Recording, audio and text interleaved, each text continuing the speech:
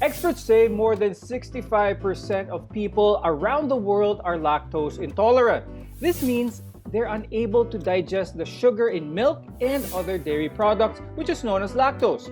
Now, as a result, individuals with this condition experience cramps, bloating, nausea, and even diarrhea, which are mostly harmless, but they can be very uncomfortable and inconvenient.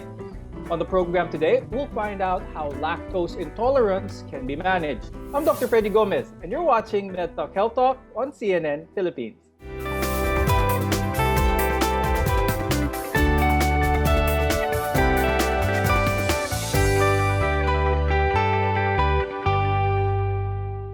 There are some people who have digestive problems after drinking milk, eating ice cream, or dishes with cheese, butter, or even heavy cream. That's because their small intestine or their gut is unable to produce a specific enzyme whose job is to digest the sugar in these dairy products, making them lactose intolerant. Let's welcome our guest for today.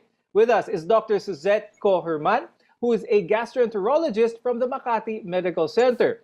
Also with us is Ma'am Juvie Martillo C., who is the Chief of Clinical Nutrition and Dietetics at the Asian Hospital and Medical Center. Our topic for today, lactose intolerance. I'm sure marami sa ating mga Pilipino ang nagtataka kung bakit hindi masyado maganda ang reaction nila when it comes to milk, mga gatas, or milk products for that matter. I'll start the discussion first with Dr. Suzy. Pag-usapan natin what are the warning signs of this condition? Anong pwedeng maramdaman ng ating mga viewers if they are lactose intolerant? Usually, they develop mga gastrointestinal symptoms like they can have abdominal pain, usually crampy, parang kinakabagan.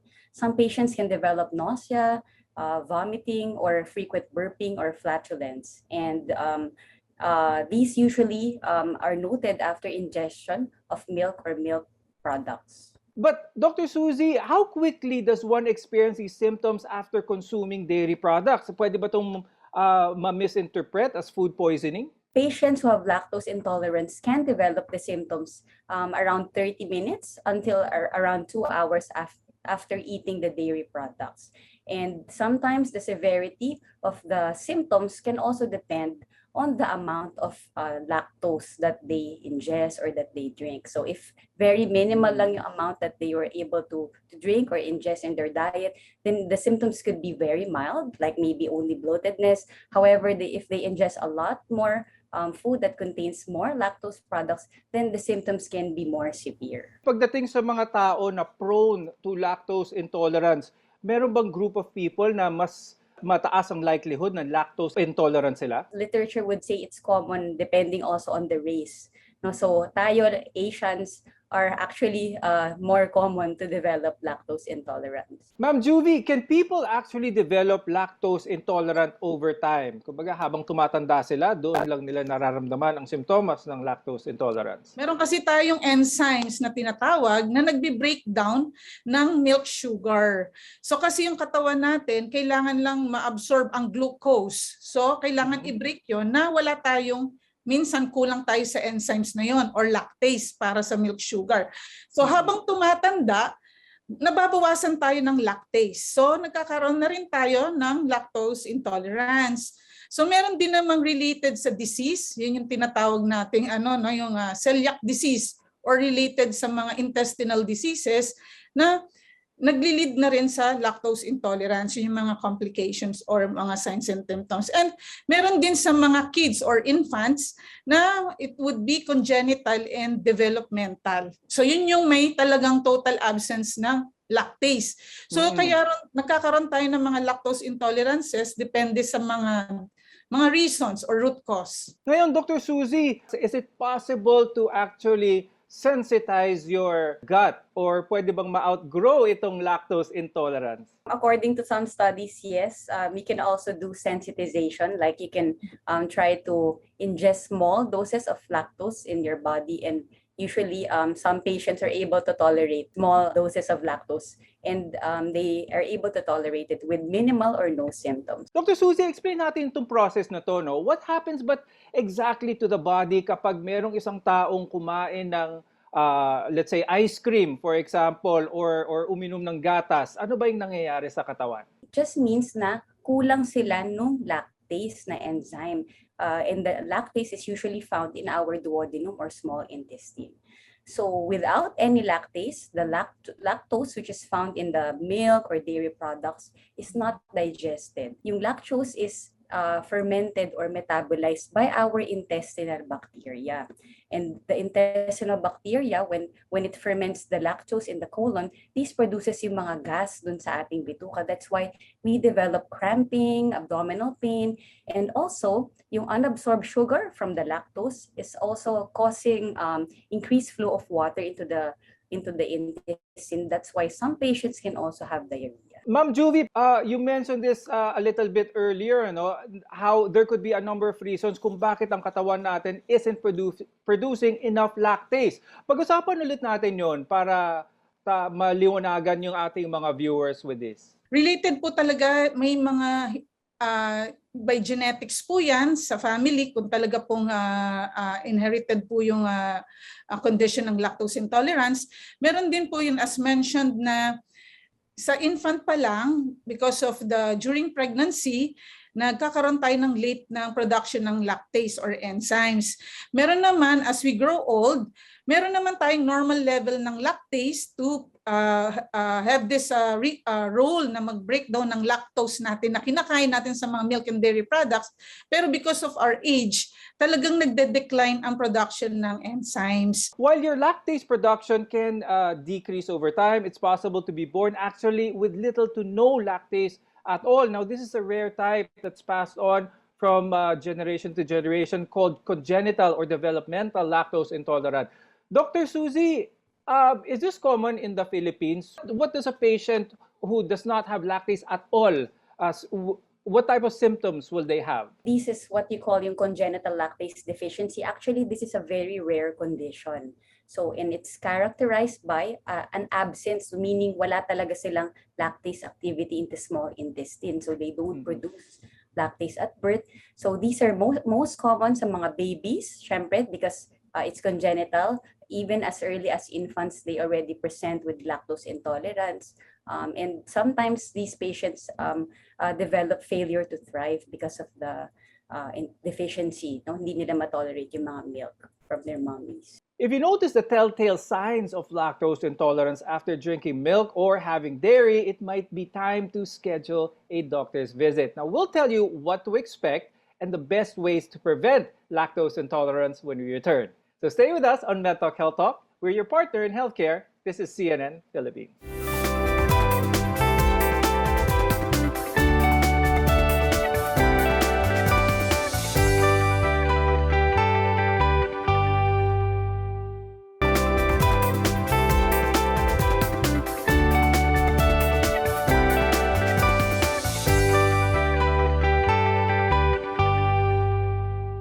I'm Dr. Freddy Gomez, and this is MedTalk Health Talk on CNN Philippines. Now, many adults experience bloating, cramps, diarrhea, or even vomiting after drinking milk or eating milk products. Today, we'll walk you through what you need to do about it. Let's discuss pag-diagnose ng lactose intolerance, because the first step, as recommended, is to try cutting it from your diet. Now, if your symptoms ease after a day or two, it's more likely that you're lactose intolerant. And your doctor can confirm this diagnosis with actually a few tests. Pag-usapan natin yon na Dr. Suzette, kung ano ba ang if you have a suspicion of your patient being lactose intolerant, what are some of the definitive tests for this? You do the hydrogen breath test. So you take it after an overnight fast. So you do it in the hospital. This is a non-invasive test. So ang gagawin is when you go to the hospital after fasting, you're given 25 grams of lactose. And then you swallow it with water.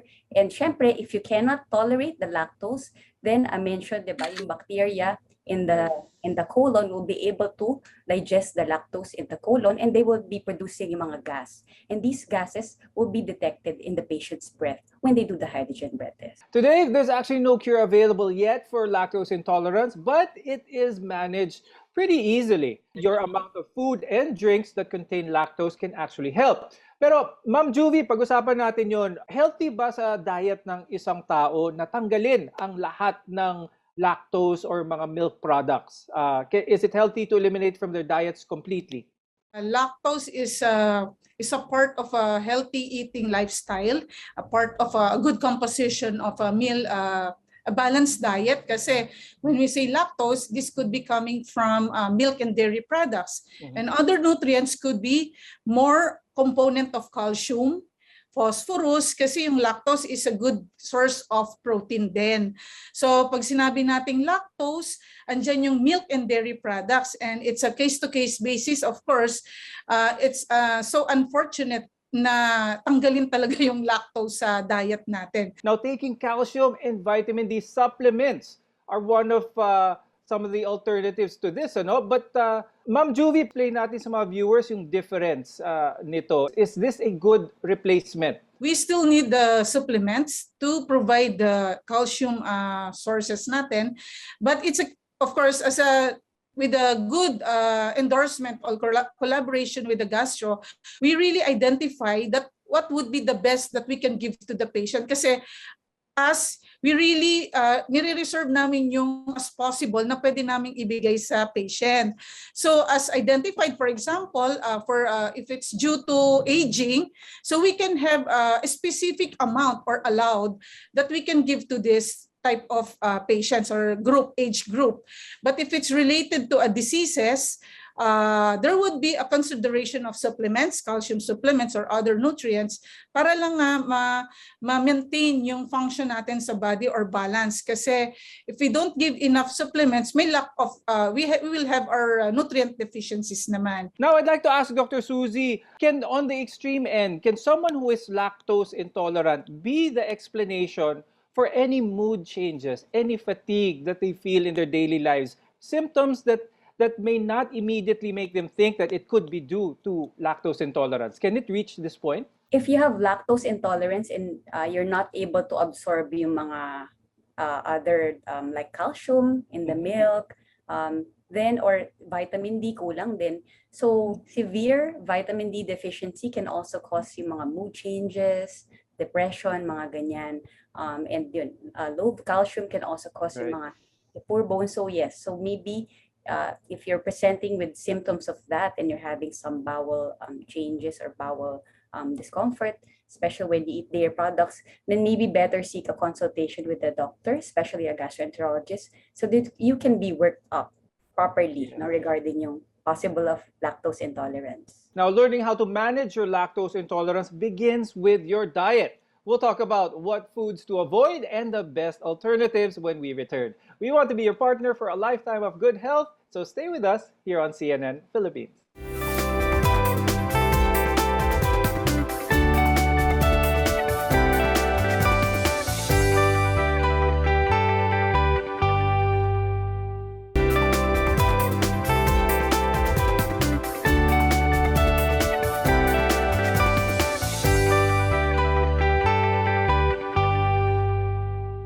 I'm Dr. Freddy Gomez, and welcome back to Med Talk Health Talk on CNN Philippines. Now, lactose intolerance is a condition most adults have to live with. There's actually no way to prevent it effectively, but while those living with the condition can consume some dairy without symptoms, there are alternative ways to get your daily dose of calcium as well as vitamin D. Now, we'll take a closer look at what foods you should eat and avoid for a lactose-free diet. Talk about supplement to start this off, specifically those lactase enzyme tablets. Are these tablets effective? Should our viewers take this if they are lactose intolerant? So there are commercially available preparations for enzyme replacement, like tablet form or a liquid form. And these patients who are lactose intolerant can try taking these supplements every time they eat food that contains lactose. However, you have to keep in mind that it's not as effective na 100% because sometimes hindi din siya porque na you took these enzymes automatically no symptoms at all. The effectivity of these supplements would also be dependent on the acidity of the stomach. Sometimes if your stomach would be too acidic, then sometimes it cannot work completely. That's why I still advise my patient, the best pa din is you try to limit the lactose products that you're taking. Let's talk about naman yung foods to avoid kapag nalaman natin na you are indeed lactose intolerant. Ma'am Juvie, let's remind our viewers kung ano ang mga pagkain na ito, na what should our viewers avoid kapag lactose intolerant sila? On the food that contains lactose. So in layman, we have just read milk and dairy products. Yan po ay nagko-contain ng lactose. So we have to avoid that gradually, or it depends on the intolerances. And also we advise the other consumers or patients to read properly the food labels that they want to buy in the grocery. Yes. So check on ang basic lang po sa mga packaging, nakalagay ay lactose-free. So that means it doesn't have lactose. Now, if diagnosed with lactose intolerance, you need to make an active effort to get enough calcium as well as vitamin D. Now, we mentioned that supplements are a safe way to get them, but there are many healthy foods rich in these nutrients as well. Ma'am Juvie, pag-usapan naman natin yon. Let's give our viewers some ideas kung ano ang mga pagkain na rich in vitamin D and calcium na hindi naman milk products. Andiyan yung mga seeds, mahilig sa mga nuts like almonds. If other patients are affordable to buy yan it's a good source of calcium, yung mga nuts. But we can also consider yung mga seafoods or yung mga fish with soft bones, mataas po yan sa calcium.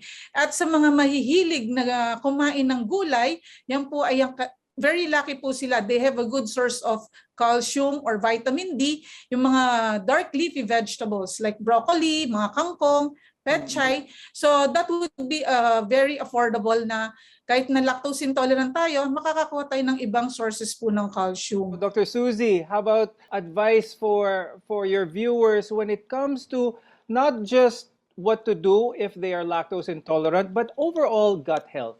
It's very nice to eat, eat a well-balanced diet.